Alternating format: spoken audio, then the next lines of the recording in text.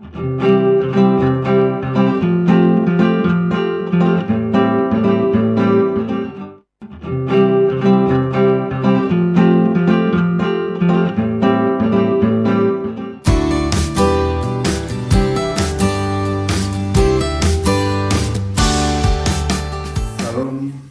saudara-saudara yang dikasihi Tuhan Yesus Kristus. Puji Tuhan, pada kesempatan pagi hari ini saya Sugino STH, penyuluh agama Kristen Kecamatan Sidomukti Salatiga, bisa bertemu kembali dalam acara Suluh, hasil kerjasama antara Bimas Kristen Kementerian Agama Kota Salatiga dengan Radio Betani FM. Saudara-saudara dikasihi Tuhan Yesus Kristus, sebelum bersama-sama kita mendengarkan suluh suara penyuluh pada kesempatan pagi hari ini, marilah kita berdoa terlebih dahulu, minta bimbingan pada Tuhan, dan biarlah apa yang kita terima pada kesempatan pagi hari ini bisa menjadi berkat bagi kita semua. Mari kita satu di dalam doa. Pagi hari Tuhan, kami sungguh mengucapkan puji dan syukur kami karena atas anugerah-Mu Engkau telah mengizinkan kami untuk bertemu kembali dalam acara suluh pada kesempatan pagi hari ini. Kami juga sangat bersyukur Tuhan, karena atas anugerah-Mu juga Engkau masih memberikan kesempatan pada kami untuk bersama-sama mendengarkan kebenaran firman. Tuhan, buka hati pikiran kami, dan biarlah suluh yang kami terima pada kesempatan ini dapat kami laksanakan di dalam kehidupan kami sehari-hari. Terkhusus hamba-Mu yang akan menyampaikan kebenaran firman. Tuhan selalu membimbing, Tuhan selalu menjaga, dan biarlah apa yang disampaikan hanya dari kehendak-Mu saja. Tuhan Yesus, berfirmanlah Engkau, dan kami siap untuk mendengarkan firman-Mu. Doa yang jauh dari sempurna ini hanya kami alaskan di dalam satu nama, Tuhan kami Yesus Kristus. Haleluya. Amin. Tema kita pada kesempatan suluh minggu ini adalah kuasa salib Kristus, yang terambil dari surat Galatia pasal 6 ayat yang ke-14. Demikianlah firman Tuhan. Tetapi aku sekali-kali tidak mau bermegah selain dalam salib Tuhan kita Yesus Kristus.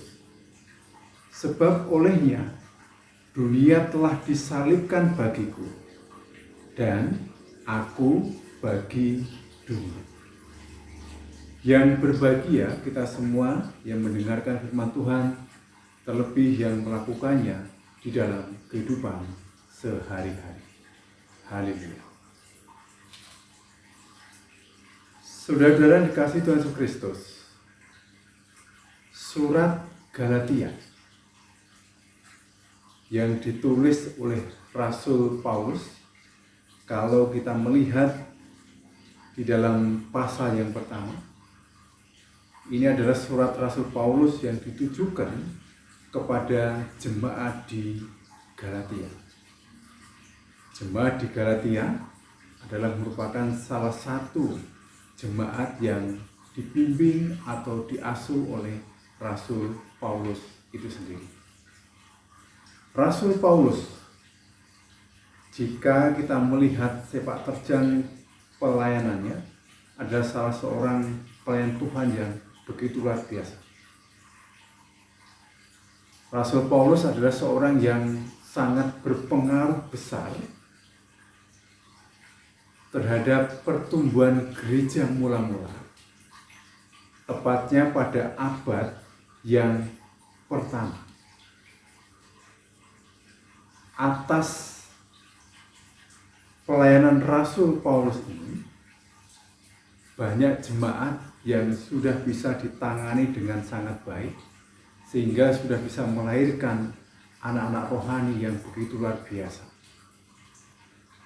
Rasul Paulus di dalam pelayanannya ini sudah membimbing 13 buah gereja. Jadi dalam pelayanan Rasul Paulus, dia sudah membimbing 13 buah gereja.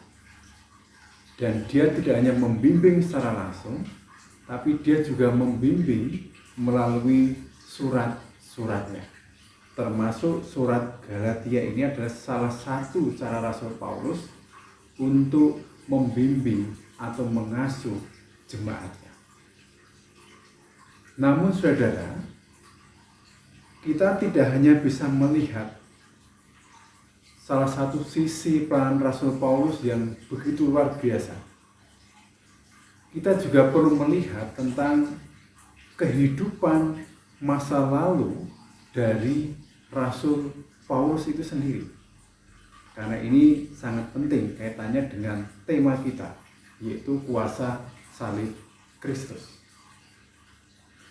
Rasul Paulus, jika kita melihat dalam kisahnya, dulu adalah salah seorang yang sangat menentang ajaran Kristus.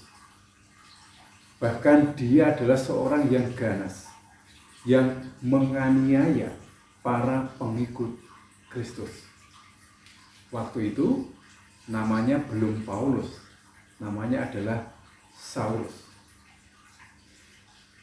Saulus ini adalah seorang yang sangat setia kepada kerajaan Romawi.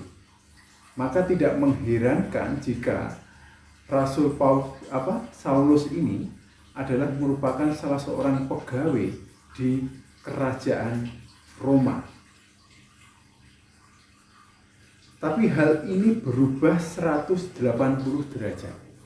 Jadi dulu dia sangat menentang ajaran Kristus, menganiaya para pengikut Kristus, dan ini akhirnya berubah 180 derajat tatkala perjalanannya dari Yerusalem ke Damsyik.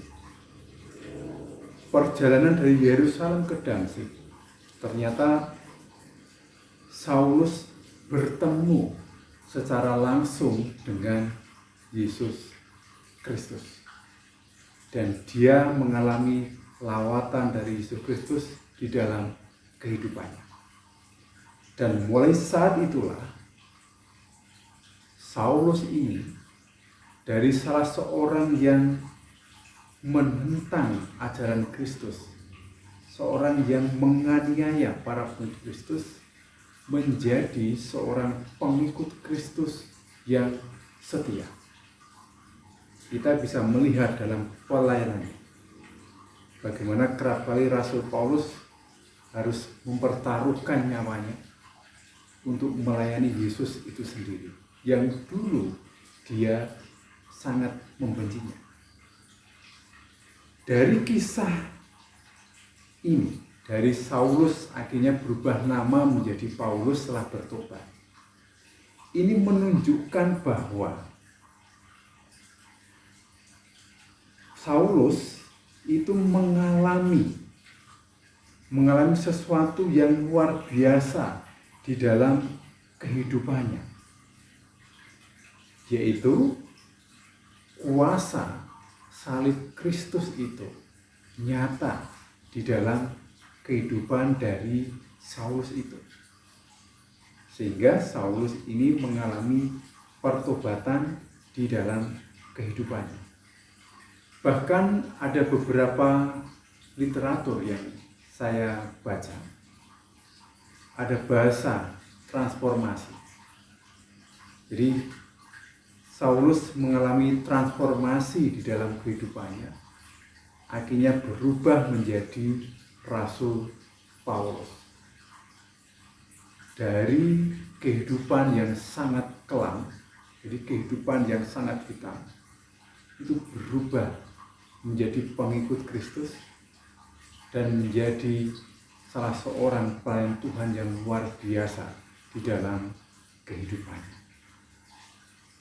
Dari kisah ini, saudara yang dikasihi Tuhan Yesus Kristus, ada suatu pertanyaan besar di dalam kehidupan kita yang tentunya harus kita cari jawabnya, yaitu apa itu kuasa salib? Kuasa salib ini adalah merupakan implikasi atau kesan daripada pengorbanan Yesus di atas kayu salib. Jadi, kuasa salib Kristus ini adalah merupakan implikasi atau kesan daripada pengorbanan Yesus di atas kayu salib. Seperti kita ketahui bersama bahwa di kayu salib Tuhan Yesus sudah mengorbankan dirinya untuk menebus, untuk membayar lunas dosa-dosa umatnya, sehingga kita menjadi orang-orang yang layak untuk menerima keselamatan itu. Ini adalah sesuatu yang sangat luar biasa, yang patut kita syukuri di dalam kehidupan kita, karena kita telah menerima kuasa salib Kristus itu di dalam kehidupan kita. Dan karena kita sudah menerima hal itu, tentunya kita juga perlu membagikan hal itu kepada saudara-saudara kita yang lain, sehingga bisa merasakan kuasa salib Kristus di dalam kehidupannya. Kuasa salib Kristus ini, saudara, inilah yang memberikan kita kekuatan untuk melawan kedagingan kita, untuk melawan tipu muslihat atau bujuk rayu si iblis. Tetapi salib Kristus ini juga menjadi peringatan bagi kita kepada keburukan kita, menjadi peringatan pada kita tentang keagungan kasih Allah. Dan ini juga menjadi peringatan kita akan pengadilannya di waktu yang akan datang. Dengan salib Kristus ini, kita akan menemukan keselamatan di dalam kehidupan kita. Karena kita sudah menerima kebenaran sejati, kita sudah menerima kehidupan yang baru. Artinya ada kuasa yang sangat luar biasa di balik kuasa salib Kristus itu. Saudara yang dikasihi Tuhan Yesus Kristus, di dalam kehidupan kita,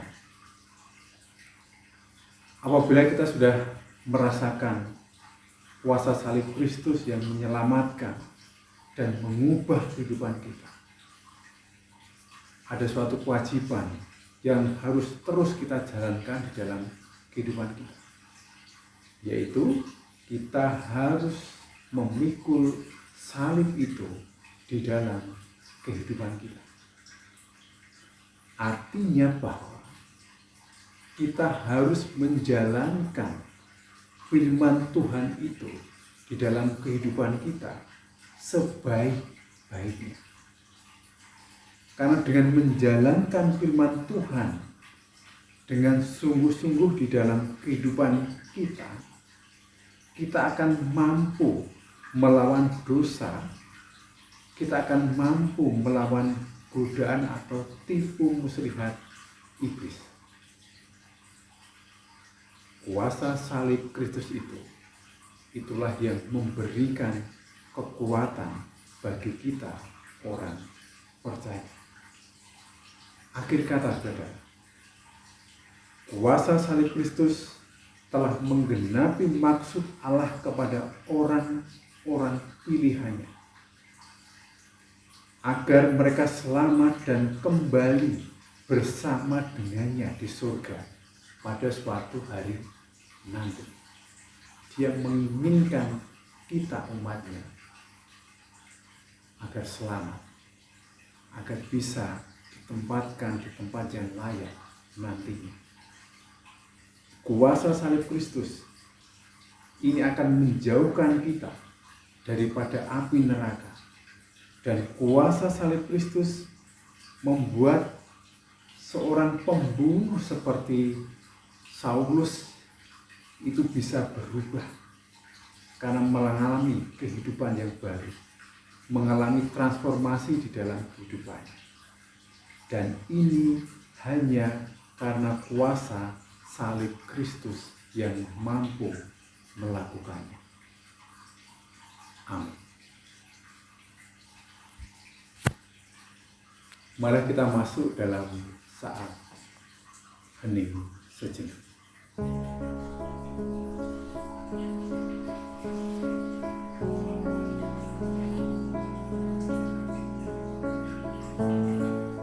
Kami bersyukur Tuhan untuk firman-Mu pada kesempatan pagi hari. Kami sangat bersyukur karena kuasa salib-Mu. Kami menjadi orang-orang yang Engkau selamatkan. Kami sangat bersyukur Tuhan karena kuasa salib-Mu. Engkau sudah sudah melayakkan diri kami, sehingga kami layak untuk menerima anugerah keselamatan dari-Mu. Dan untuk selanjutnya Tuhan, mampukan kami untuk menjalankan firman-Mu di dalam kehidupan kami sehari-hari, sehingga kami mampu melawan tipu muslihat itu, sehingga kami mampu menghadapi segala tantangan yang kami hadapi. Karena kami sadar Tuhan, tantangan yang kami hadapi tidaklah semakin ringan, tetapi semakin berat. Tetapi kami mengimani melalui kuasa salib-Mu, Engkau akan memberikan kekuatan kepada diri kami. Tuhan Yesus, pada kesempatan pagi yang berbahagia, kami juga mengaturkan syafaat kami. Secara khusus kami berdoa untuk para pemimpin kami, dari tingkat pusat sampai dengan tingkat daerah. Tuhan selalu membimbing dan menyertai para pemimpin kami. Tuhan berikan hikmat dan kebijaksanaan, sehingga para pemimpin kami mampu menjalankan tugasnya dengan takut akan Engkau. Pada kesempatan itulah Tuhan, kami juga teringat untuk saudara kami dimanapun Tuhan tempat. Tuhan selalu berikan kehidupan yang layak bagi mereka. Tuhan selalu cukupkan segala kebutuhannya. Tuhan selalu jauhkan mereka dari segala godaan dan mara bahaya. Dan pakailah Tuhan dimanapun mereka berada, menjadi saluran berkat bagi banyak orang, untuk mengabarkan kabar baik itu untuk semua orang yang mereka temui. Pada kesempatan itulah Tuhan, kami juga berdoa untuk rekan-rekan penyuluh agama Kristen di Kementerian Agama Kota Semarang. Tuhan selalu membimbing kami, Tuhan juga selalu menyertai kami, sehingga kami mampu menjalankan tugas dan kewajiban kami dengan baik, sehingga nama Tuhan semakin dipermuliakan, khususnya di Kota Salatiga dan sekitar. Pada kesempatan itulah Tuhan, kami juga berdoa untuk mitra kami Radio Betani FM. Tuhan juga selalu berkati radio ini, dan biarlah melalui radio ini nama Tuhan semakin lebih dikenal banyak orang. Nama Tuhan semakin dimasukkan di Kota Salatiga dan sekitar. Kami juga berdoa untuk para penyiar, para pengelola radio Betani FM Tuhan. Tuhan juga selalu menyertai mereka, dan biarlah mereka mampu menjalankan tugas peran mereka dengan baik sehingga bisa melayani umat-Mu dengan baik. Tuhan Yesus, inilah doa dan permohonan kami. Hanya kami minta di dalam satu nama, Tuhan Yesus Kristus yang hidup dari dulu, sekarang, sampai selama-lamanya. Amin. Demikianlah suluh pada kesempatan pagi hari ini. Kiranya firman Tuhan yang saya sampaikan pada kesempatan ini bisa menjadi berkat bagi kita semua. Selamat melayani, selamat berhari Minggu. Tuhan Yesus memberkati kita semua. Amin.